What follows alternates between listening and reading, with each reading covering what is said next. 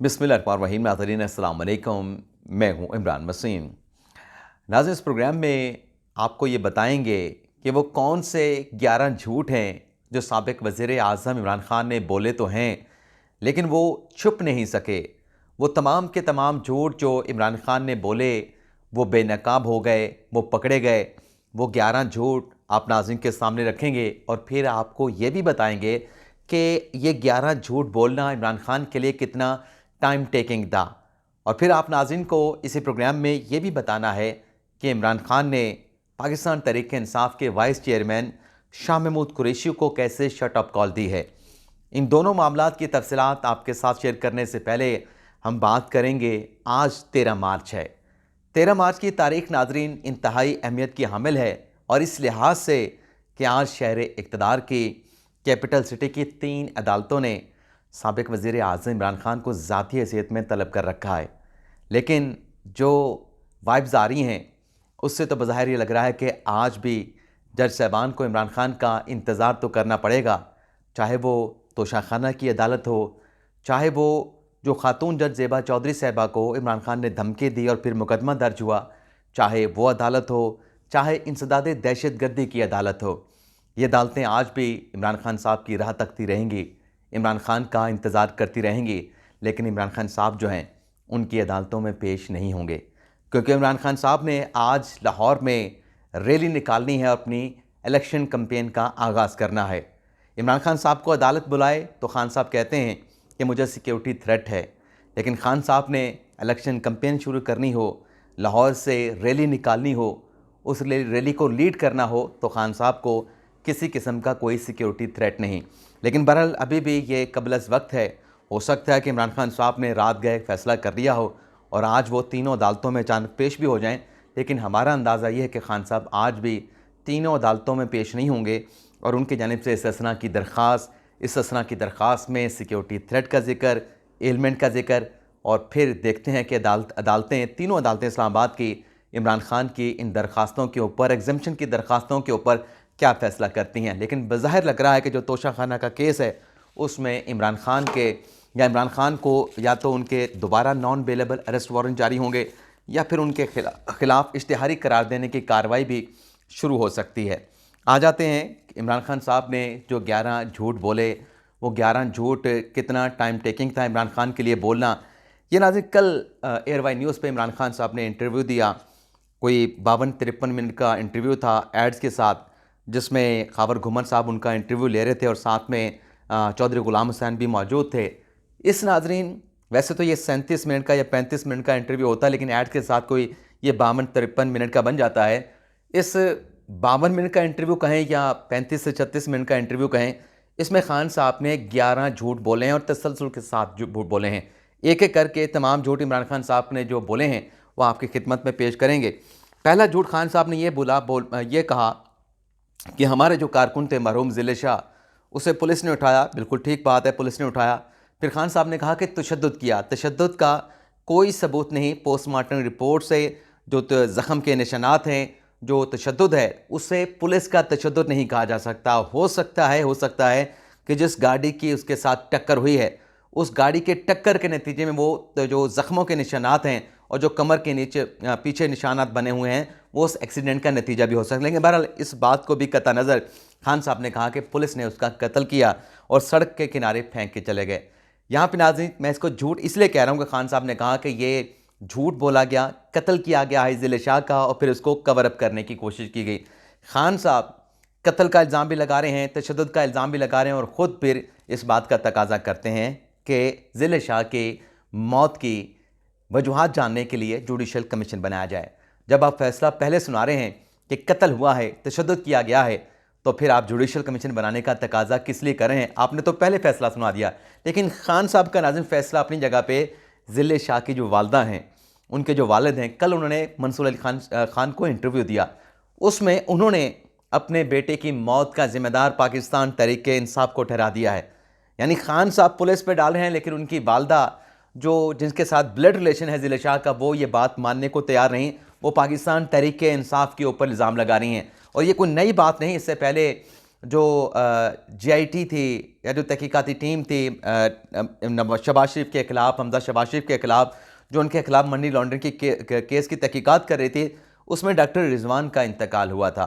उसमें एक और इन्वेस्टिगेटर ऑफिसर का इंतकाल हुआ था। तो खान साहब ने, बल्कि एक गवाह का भी इंतकाल हुआ था। खान साहब ने वो तमाम जिन 3 अफराद की मौत हुई थी, खान साहब ने कहा था कि उन्हें जहर दे के मारा गया है। अब आप देख लें कि खान साहब उन्हें जहर देने का इल्ज़ाम लगा रहे थे कि जहर दे के, पॉइजन दे के उन्हें मारा गया है, लेकिन आज तक उनके वर्सा की जानिब से कोई ऐसा इल्ज़ाम भी नहीं लगाया गया और खान साहब के इल्ज़ाम को ऑन भी नहीं किया गया। यानी खान साहब मामे बन जाते हैं, उनके जो ब्लड रिलेशन वाले होते हैं वो ऐसी कोई बात करनी होते, लेकिन खान साहब इस तरह के बेहुदा इल्ज़ाम लगा के अपने सियासी मुखालफिन की पगड़ियाँ नहीं बल्कि उनकी ज़िंदगियों को खतरे में डाले होते। लेकिन बहरहाल बात झूठ की हो रही थी, तो जो खान साहब ने जो कुछ कहा, ज़िले शाह की वालदा उसको मानने के लिए तैयार नहीं। अब यह भी आप अंदाज़ा करें कि अगर ज़िले शाह का कत्ल पुलिस ने किया था, उसके तशद्दुद से उसकी मौत हुई थी, तो उसे वहाँ पे फेंक के क्यों चले गए? उसे छुपा भी सकते थे, उसे लापता भी कर सकते थे, मिसिंग भी कर सकते थे, दफना भी सकते थे। और इस मौत का, ज़िले शाह की मौत का फ़ायदा किसका हुआ? पुलिस को फ़ायदा पहुँचा, निगरान हुकूमत को फ़ायदा पहुँचा, निगरान वज़ीर को फ़ायदा पहुँचा, पाकिस्तान तहरीक इंसाफ ने इसका सियासी फ़ायदा हासिल करने की ना सिर्फ कोशिश की बल्कि सियासी फ़ायदा हासिल किया। अगला झूठ खान साहब का। प्रोग्राम थोड़ा सा लंबा हो तो आपसे लिए माज़रत चाहता हूँ, लेकिन प्रोग्राम आपको बड़ा इंफॉर्मेटिव लगेगा क्योंकि इसमें एक एक चीज़ इची बीची में आपके सामने रखने वाला हूँ। दूसरा, खान साहब से सवाल किया खावर गुमन साहब ने कि राजा शकील जो कि आपकी पार्टी का लीडर है, खबर चल रही है कि आपके साथ रब्ता हो गया था, फिर कहा खावर गुमन साहब ने कि यास्मीन राशिद के साथ रब्ता हुआ था। इल्ज़ाम उन्होंने कहा कि लगाया जा रहा है कि आपके नॉलेज में था ये वाक़या, जानबूझ के आपने कहानी बनाई। हालांकि कहा जा रहा है कि ज़िले शाह का कत्ल राजा शकील की गाड़ी के टक्कर से हुई। अब इसका खान साहब ने जवाब क्या दिया, लेकिन जवाब बताने से पहले मैं आपको बता दूं कि यास्मीन राशिद साहबा जियो न्यूज़ पे इस बात का एतराफ़ कर चुके हैं, नया प्रोग्राम पाकिस्तान में, कि उन्हें 2 दिन पहले पता था। जब ये डेड बॉडी आई, फिर सोशल मीडिया पे सारी बहस होती रही, शोर गुगा होता रहा, एहतजाज होता रहा कि ज़िले शाह के साथ जुल्म हुआ है, नामालूम अफराद ने कत्ल किया है, नामालूम अफराद ने मार के काले वीग डालो के ऊपर हस्पताल छोड़ दिया है। तो यास्मीन राशिद साहब ने एतराफ़ कर लिया कि 2 दिन पहले मुझे उसका पता था। अब खान साहब जवाब क्या दे रहे हैं, खान साहब का जवाब सुने। पूछा का क्या है कि आपको पता था, कहानी आपने बनाई, आपकी पार्टी के लीडर की गाड़ी के साथ टक्कर हुई। खान साहब का सवाल सुने और फिर आप अंदाज़ा करें कि कैसे खान साहब झूठ बोल जाते हैं, सवाल कुछ और जवाब चना। उन्होंने कहा जी 4 गवाह हैं कि ज़िले शाह को पुलिस की वैन में डाला गया, 2.5 घंटे के बाद उसकी लाश मिली, पोस्टमार्टम रिपोर्ट है, पोस्टमार्टम रिपोर्ट लिखने वाले डॉक्टर पे दबाव डाला गया। डॉक्टर अभी तक सामने नहीं आया, उसने कहा उसका कोई मौक़िफ़ नहीं आया कि मुझ पर दबाव डाला गया। ये खान साहब कह रहे हैं। ज़िले शाह पे तशद्दुद किया गया, पोस्टमार्टम रिपोर्ट को पढ़ें, ये खान साहब कह रहे हैं। अब फिर खान साहब ने कहा कि इन्हें शर्म आनी चाहिए, जो 2 नंबर चीफ मिनिस्टर है पंजाब का, जो IG पंजाब है, पुलिस का पंजाब का, प्रेस कॉन्फ्रेंस में झूठ बोल रहे थे। ये 2 नंबर आदमी है, बेशर्मी है, कोई गैरतमंद इनमें कोई गैरत नहीं है। गैरतमंद जो होता है वो आदमी झूठ बोलने से डरता है। अब खान साहब उन्हें बेगैरत कह रहे थे, यानी दूसरे लफ्ज़ों में इनके पास गैरत नहीं, झूठ बोल रहे थे। तो खान साहब आप कौन सा सच बोल रहे हैं? आप भी झूठ बोल रहे हैं। आपके हवाले से जो दूसरी साइड से शवाहिद आए हैं, आपके मौक़िफ़ में को सपोर्ट करने के कोई शवाहिद नहीं है। दूसरी साइड से शवाहिद आए हैं, उनके ज़िले शाह के वालिदैन भी आप पे रिलाई करने के लिए तैयार नहीं। झूठ आपका लग रहा है और आप झूठ बोल रहे हैं। आप अपने कारकुन की जो मौत हुई है उससे इंसाफ देने की बजाय, उनके साथ हमदर्दी करने के बजाय, हादसा था, कोई किसी ने कत्ल नहीं किया, कोई इंटेंशन नहीं थी किसी की, लेकिन आप इससे सियासी फ़ायदा हासिल करना चाहते हैं, जैसे आपने अरशद शरीफ के मर्डर का उठाया। इससे पहले जो आपके कारकुनान कत्ल हुए उनके भी आपने सियासी जो है वो फ़ायदा हासिल करने की कोशिश की। लेकिन बहरहाल आगे बढ़ते हैं। खान साहब ने कहा कि ज़िले शाह के कत्ल का मुकदमा मेरे ऊपर दर्ज कर दिया गया है, मुझे वो FIR दिखा दें जिसमें 302 की FIR हो, इमरान खान पे काटी गई हो कि ज़िले शाह का कत्ल इमरान खान ने किया है। झूठ बोलते हैं। जो लाहौर पुलिस ने मुकदमा दर्ज किया है जिसमें इमरान खान का नाम है, PTI के लोगों का नाम है, कारकुनान का नाम है, वो 302 का मुकदमा नहीं है, वो सेक्शन 144 की खिलाफ वर्जी का मुकदमा है। लेकिन उसमें सिर्फ इनकारपोरेट किया गया है, ये बातें शामिल की गई हैं कि सेक्शन 144 की खिलाफ वर्जी की है और सेक्शन 144 के खिलाफ वर्जी के नतीजे में फ़लाँ इंसिडेंट हुए हैं, फ़लाँ अफसोसनाक वाक़यात हुए हैं। उसमें ज़िले शाह की मौत का भी जिक्र किया गया, इतने ज़ख्मी हुए हैं, एक जान बाक हुआ है, तो वो कत्ल का मुकदमा नहीं है। और फिर खान साहब का अगला एक झूठ सुन लें। खान साहब कहते हैं मेरे ऊपर 80 मुकदमा दर्ज कर दिए गए हैं। खान साहब वो 80 मुकदमात भी निकाल के दिखा दें, वो कौन से 80 मुकदमे हैं जो इमरान खान पर दर्ज हुए हैं। अंसार अब्बासी के बेटे ने गालिबन या फ़खर दुरानी ने खबर की है, कासिम अब्बासी ने या फिर फ़खर दुरानी ने, कि खान साहब पर अब तक जितने भी मुकदमा दर्ज हुए हैं वो 80 नहीं बल्कि उनकी तादाद 37 बनती है, लेकिन खान साहब बढ़ा चढ़ा के उसे 80 कह रहे हैं और कह रहे हैं कि हम सेंचुरी मुकम्मल करेंगे। इसी तरीके से इलेक्शन कमीशन के बारे में भी खान साहब दावा करते रहे कि इलेक्शन कमीशन के 10 ऐसे फैसले हैं जिसे हाई कोर्ट ने टर्न डाउन किया, इस्लामाबाद हाई कोर्ट ने टर्न डाउन किया, तो वो 10 फैसले भी मैं पाकिस्तान तहरीक इंसाफ के कारकुनान के साथ कितनी मरतबा मेरी बहस हुई है कि आप वो 10 फैसले दिखा तो दें जो इलेक्शन कमीशन ने आपके खिलाफ फैसले दिए हों और फिर हाई कोर्ट से वो टर्न डाउन हुए हैं। लेकिन जब फैसले बताने की बात आती है, उनकी निशानदेही करने की बात आती है, गिनवाने की बात आती है, तो फिर इमरान खान भी आए बाएँ शाएँ करेंगे। कोई सवाल तो पूछे, खान साहब से तो कोई सवाल भी नहीं पूछता, लेकिन पीटीआई के कारकुनान से जब सवाल पूछते हैं तो वो आए बाएँ शाएँ करने लग जाते हैं। अगला खान साहब ने जो कहा, खान साहब से सवाल हुआ कि दौरा रूस के हवाले से अगर जनरल बाजवा ने आपके खिलाफ स्टेटमेंट दिया था तो आपने उनके खिलाफ एक्शन क्यों नहीं लिया? खबर गुमन साहब ने सवाल किया। खान साहब ने इसका जवाब दिया कि हमारी हुकूमत तो जाने वाली थी, तमाम काम रुक गया था, इसलिए हमने मेरे दौरा रूस के खिलाफ जनरल बाजवा ने स्टेटमेंट दिया था, मैंने कोई एक्शन नहीं लिया। और भाई आपने कहा 2 हफ्ते पहले मेरी हुकूमत रुक गई थी, फरवरी में आप रशिया का दौरा कर रहे थे और पूरा आपके पास 1.5 महीना मौजूद है, 2 हफ्तों की बात कहाँ पर आ गई? और दूसरा, अगर आपकी पॉलिसी के, आपकी फॉरेन पॉलिसी के खिलाफ स्टेटमेंट दिया था जनरल बाजवा ने तो सैक करने में 1 मिनट भी नहीं लगना था। आपने ऑर्डर लिखवाना था कि जनरल बाजवा को फॉरेन पॉलिसी, फेडरल गवर्नमेंट की फॉरेन पॉलिसी की वायलेशन करने के ऊपर फारिग कर दिया जाए, तो ये 1 मिनट का काम भी नहीं था। लेकिन आपके पास हिम्मत नहीं थी, हौसला नहीं था, क्योंकि उनके तावन के साथ, उनके आशीर्वाद के साथ, उनके तलवे चाट कर तो आप हुकूमत में आए थे। लेकिन अब आप इनकार करते हैं कि नहीं, बाजवा ने आपकी हुकूमत गिराई या नहीं गिराई, लेकिन ये हकीकत है कि वो आपको लाने वाले ज़रूर थे। अगली बात खान साहब की सुन लें। खान साहब कहते हैं अगर मेरा ख्याल होता कि ये मैशत यानी मौजूदा जो हुकूमत है मैशत हमसे बेहतर चला सकते हैं तो मैं चुप करके इलेक्शन का इंतज़ार करता, मैं एहतजाज की सियासत ना करता। और ये खान साहब ने बात कही अल्लाह को गवाह बना के, अल्लाह को हाजिर नाजिर कह के। अब ये जो खान साहब ने IMF के साथ मायदा किया, उसको जो खान साहब ने तोड़ा था, क्या पाकिस्तान की बेहतरी के लिए तोड़ा था? और ख़ान साहब के अपने वज़ीर शौकत तरीन और वज़ीर ममलिकत उमर अयूब रिकॉर्ड के ऊपर कह चुके हैं कि जो पेट्रोल है उस पर हमने 50 रुपये की लेवी लगानी है। उमर अयूब का स्टेटमेंट रिकॉर्ड पे मौजूद है कि पाकिस्तान में, ये 1 साल पहले की बात कर रहा हूँ, जब वो कह रहे थे कि पाकिस्तान में पेट्रोल 300 रुपये लीटर होना चाहिए इंटरनेशनल मार्केट के मुताबिक, तो बिजली और गैस की कीमतों में भी हमें इजाफा करना है। ये आपके अपने वुज़रा कह रहे थे, ये मैं नहीं कह रहा।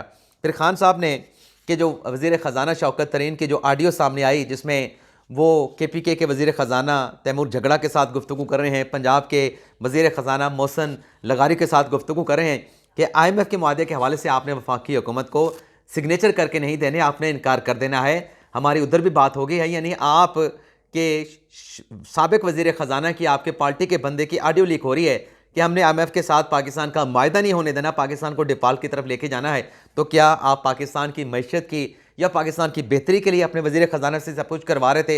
यानी आपका कॉल कुछ और है लेकिन आप करते कुछ और हैं। और फिर आगे जो ऑडियो लीक आई साइफ़र के हवाले से, जिसमें आप ये कह रहे थे कि हमने इस पर खेलना है, आपने परवाह नहीं की कि पाकिस्तान के अमेरिका के साथ ताल्लुकात ख़राब हो सकते हैं, लेकिन आपने साइफ़र के साथ खेला, लेकिन आपको उसका फ़ायदा नहीं पहुँचा। और जब फ़ायदा नहीं पहुँचा और अल्टीमेटली आपको वहाँ से नुकसान होना शुरू हुआ, तो आप साइफ़र के मामले पर दबी दबी बातें तो करते हैं लेकिन अमेरिका का नाम नहीं लेते, अब बैरूनी साजिश का नाम लेते हैं। और अमेरिका के साथ अपने इमेज बेहतर करने के हवाले से आपने वहाँ पर जो कंपनी है PR, उसकी खिदमत हासिल करनी है। अपने दौर में तो आप कहते थे कि अमेरिकी सफ़ीर के साथ अपोजिशन के लोग किस लिए जाके मुलाकातें करते थे, ये हुकूमत के ख़िलाफ़ साजिश कर रहे थे, ये रजीम चेंज की साजिश कर रहे थे। आज आपके अमेरिकन सेनेटर के साथ मुलाकात हुई है, इस हवाले से आपके मीडिया ने खबर भी शाया की है कि कांग्रेस के जो सेनेटर हैं अमेरिका के, आपकी उनके साथ गुफ्तगू हुई, उसमें पाकिस्तान में कस्टोडियल टॉर्चर के हवाले से, बुनियादी हकूक़ के हवाले से सनब किया है। तो आप उनके साथ मुलाकातें, टेलीफोनिक गुफ्तगू क्यों कर रहे हैं? कि आप मौजूदा हुकूमत के खिलाफ साजिश कर रहे हैं, मौजूदा हुकूमत को हटाना चाहते हैं? ये भी खान साहब से आज सवाल होना चाहिए कि दूसरों पे इल्ज़ाम लगाते थे, आप उनके साथ आज क्यों मुलाकात कर रहे हैं? आप तो अपोजिशन में बैठे हैं, बल्कि आप तो अपोजिशन में नहीं हैं, आप तो किसी सीट पे भी नहीं हैं। आप तो अपोजिशन होने का दावा करते हैं, अपोजिशन में वो होता है जो पार्लियामेंट में बैठा होता है, आप तो पार्लियामेंट में है नहीं। अगला झूठ खान साहब का सुन लें, वो भी आपको बताते हैं। ऐसी कई मिसालें जो खान साहब ने पाकिस्तान की मईशत को जो है वो नुकसान पहुंचाने के लिए इकदाम किए हैं, और फिर खान साहब कहते हैं कि मैं मुल्क का दुश्मन नहीं हूँ। अगला खान साहब का खौफनाक झूठ सुन लें कि जमान पार्क में कल बहुत ज़्यादा लोग मौजूद थे, कारकुनान मौजूद थे, और जो पुलिस आई हुई थी उसमें जुराइम पेशा अफराद को पुलिस की वर्दियाँ पहना के लाया गया था, और इश्तियाल था हमारे कारकुनान में, वहाँ पर लड़ाई होनी थी, तो इसलिए मैंने जो रैली थी उसको मुलतवी कर दिया। ये खान साहब का झूठ है, सच है। मेरे लिए तो झूठ है, लेकिन आप खुद अंदाज़ा कर लेंगे खान साहब क्या करें कि इतने लोग थे, हालांकि वहाँ पर 500, 1500, 1000, 1500 से ज़्यादा लोग नहीं थे, लेकिन खान साहब उसको जो है वो हज़ारों का नाम दे रहे थे। आगे सुन लें, आगे सुन लें, आगे सुन लें, आगे सुन लें, आगे खान साहब क्या कह रहे हैं, सातवां सुन लें जी। खान साहब ये कहते हैं कि इलेक्शन कमीशन जो है अब रिटर्निंग अफसरान जो ला रहा है वो इंतज़ामिया से लिए जा रहे हैं और ये धांधली का खान साहब कह रहे हैं प्लान बनाया जा रहा है। ओ खान साहब, ओ भाई हिम्मत कर लो, हौसला कर लो, नाम लो कि इंतज़ामी अफसरान लेने पे इलेक्शन कमीशन क्यों मजबूर हुआ। आप लाहौर हाई कोर्ट का नाम नहीं लेते, रिकॉर्ड पर चीज़ मौजूद है कि इलेक्शन कमीशन ने लाहौर हाई कोर्ट को ख़त लिखा, केपी हाई कोर्ट को ख़त लिखा, पेशावर हाई कोर्ट को ख़त लिखा कि दोनों सूबों में इलेक्शन कराने के लिए आप अपने जुडिशल अफसरान दें, उन्हें हमने रिटर्निंग ऑफिसर बनाना है, लेकिन उनकी जानिब से जुडिशल अफसरान देने से इनकार कर दिया गया। तो इलेक्शन कमीशन क्या हाई कोर्ट को डंडे मार के उनसे जुडिशल अफसरान ले सकता है? लेकिन आप सनब इलेक्शन कमीशन को कर रहे हैं, लाहौर हाई कोर्ट का आप नाम भी नहीं लेते, क्योंकि लाहौर हाई कोर्ट से आपने रिलीफ हासिल करना है। इलेक्शन कमीशन की आपने चमड़ी उधेड़नी है, झूठ बोल के उधेड़नी है, गलत बयानी से उधेड़नी है, लेकिन चमड़ी आपने इलेक्शन कमीशन की उधेड़नी है। आगे खान साहब की अगली बात सुन लें कि मैंने जो भी आज तक सियासत की है, जद्दोजहद की है, आइन और कानून के अंदर की है। अदालतें बुलाएं, अदालतों में पेश ना हो तो ये कौन सा आइन कहता है, कौन सा कानून कहता है कि अदालतों में पेश नहीं होना। और फिर अगला झूठ खान साहब का सुन लें कि मेरा मौक़िफ़ ये था आर्मी चीफ की तकरीर के ऊपर कि मेरिट पे नहीं लगाएंगे क्योंकि इन्हें मेरिट का पता नहीं और ये अपनी मर्ज़ी का लेके आते हैं जो उन्हें फ़ायदा पहुँचाए। तो खान साहब जो उन्होंने अपनी मर्ज़ी का लगाया था जनरल कमर जवेद बाजवा, वो मेरिट पे था या मेरिट पे नहीं था, लेकिन आपने मेरिट पे मानते हुए उसे 3 साल की एक्सटेंशन दी। और फिर आप ये कह रहे थे कि आप मेरिट पे लगवाना चाहते थे। मेरिट पे तो जनरल आसिम मुनीर शाह साहब आते थे, लेकिन आपने तो एक फ़ॉरेन मीडिया को इंटरव्यू देते हुए साफ साफ कह दिया था कि मैं ये चाहता हूं कि आसिम मुनीर को ना लगाया जाए, बाकी जिसको मर्जी लगा दें। यानी आपने तो जो मेरिट पे आ रहा था आपने कहा था कि ये इसको ना लगाएं जो मेरिट पे आ रहा है, उसके अलावा जिसको मर्जी लगा दें। तो आप कौन से मेरिट की बात करते हैं? आगे चलते हैं, ये बहुत बड़ा झूठ खान साहब ने बोला। आगे खान साहब कहते हैं कि खान साहब से सवाल हुआ कि अगर आप जेल में जाए तो आपकी पार्टी की क़यादत कौन संभालेगा? तो खान साहब ने भी इसका भी आएँ बाएँ शाएँ में जवाब दिया। खान साहब ने कहा कि ये न्यूट्रल अंपायर मैं क्रिकेट में लेके आया और अब ये मुझे रास्ते से हटाना चाहते हैं, लेकिन मैंने पूरा सिस्टम बना लिया है। हमने मुख्तलिफ जो है वो टेयर्स बना ली हैं। अगर मुझे गिरफ़्तार की इन्होंने बात नहीं की, लेकिन हमने ये जो टेयर्स बनाई हैं इसमें हम इसकी ऐलान नहीं करेंगे, लेकिन एक टेयर है, दूसरी टेयर्स है, तीसरी टेयर है। यानी खान साहब ने नहीं बताया कि वो अगर गिरफ़्तार होते हैं तो कौन क़यादत संभालेगा। लेकिन शाह महमूद कुरैशी साहब कह रहे थे परसों कि इमरान खान गिरफ़्तार हुए तो पार्टी मैं संभालूंगा, लेकिन खान साहब ने आज उन्हें मैसेज दे दिया कि नहीं, मैं डिसाइड करूंगा कि पार्टी कौन संभालेगा, तुम बेशक वाइस चेयरमैन हो लेकिन फैसला मैं करूंगा। और फिर आगे खान साहब ने कहा कि जनरल बाजवा ने मेरे साथ धोखा किया, 9 अप्रैल तक मेरे साथ धोखा करता रहा, लेकिन मैं इसको एज देता रहा। और फिर खान साहब ने कहा कि मेरे ऊपर इल्ज़ाम लगा कि मैं जनरल फैज़ हमीद को आर्मी चीफ लगाना चाहता था, मैं तो उसे मेरिट के ऊपर DGI से ही रखना चाहता था, मुझे मेरिट का पता है, किसी और को मेरिट का पता नहीं। खान साहब ने यह भी कहा।